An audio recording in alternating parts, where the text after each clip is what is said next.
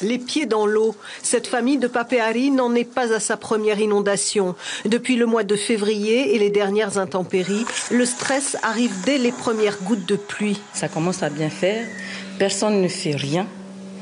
Nous, la nuit, on ne dort plus. Dès qu'il commence à pleuvoir, comme on a des enfants, il faut les mettre à l'abri. Il faut chercher un moyen pour colmater les trous, pour pas que la rivière elle rentre dans notre propriété. C'est vrai que on n'est pas les seuls, mais au moins qu'on fasse quelque chose, que quelqu'un m'entende et fasse quelque chose. La rivière, elle est montée juste là. Au niveau de la porte, on voit bien la trace. Et au niveau du mur, on a un peu la trace aussi. Des chambres inondées. À chaque pluie, sa part d'anticipation pour mettre les enfants à l'abri. Pour ce couple de fonctionnaires, la vie devient compliquée, surtout quand le sinistre arrive de nuit. Ça s'est passé à 2h du matin et donc on a dû évacuer les enfants chez mes parents.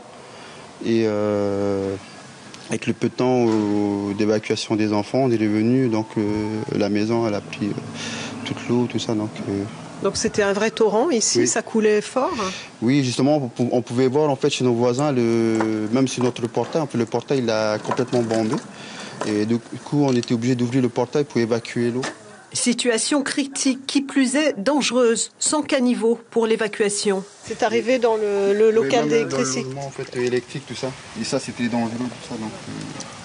En cause, le débordement de la rivière Aféou, située derrière l'habitation. Le cours d'eau était déjà sorti de son lit en début d'année, mais les travaux n'ont jamais été réalisés. Ils sont venus faire un constat.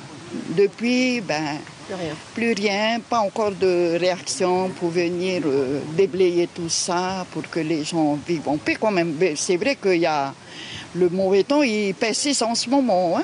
Et si la rivière déborde, il faut aller jusqu'à l'embouchure pour comprendre le problème.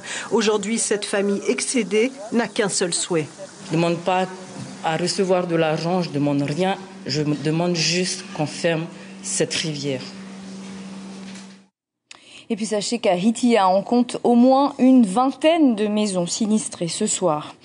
Le mauvais temps qui s'installe ce soir, justement, Météo France a placé les îles du Vent, les îles sous le vent et les Australes en vigilance orange en raison des fortes pluies attendues. Le Haut-Commissariat précise que les maires sont prévenus du risque.